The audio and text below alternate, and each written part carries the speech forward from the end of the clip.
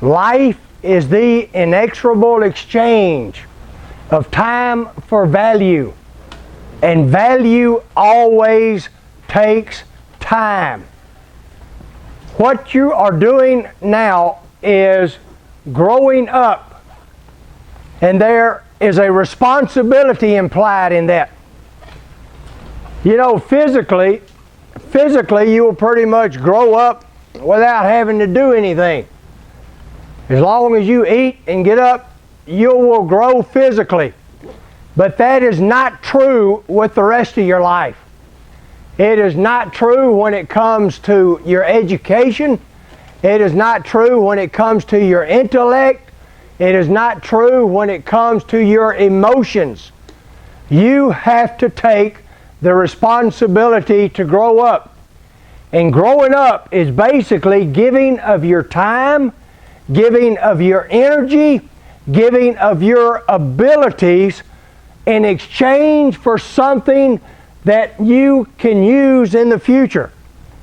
It is exchanging what you can be, your potential, your possibilities, into what you actually become. And that is a great responsibility. It is a responsibility each and every one of you need to take seriously. And there is a sacrifice you need to make. And if you do not make the proper sacrifice, if you do not do things as they should be done, you will start to lose them.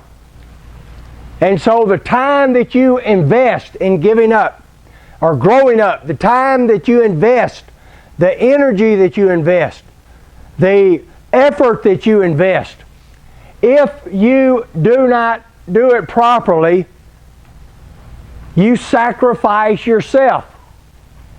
You see, you either sacrifice or you become the sacrifice. You either sacrifice your time and do something productive with it. You sacrifice your energy. You sacrifice your effort and you do something productive with that, or you wind up losing every bit of it. And you only have a certain amount of time to grow up. We live in a time in our society where they try to extend childhood. And this is a very destructive thing.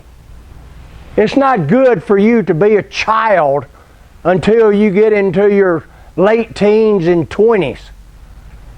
Those of you that work for a living, that are leaving this place, and you go out and work 10 or 15 or 20 or 30 or 40 hours, that's a good thing. Because you have taken on the responsibility of growing up. And let me let you in on a secret. Most of life, you will be going to work.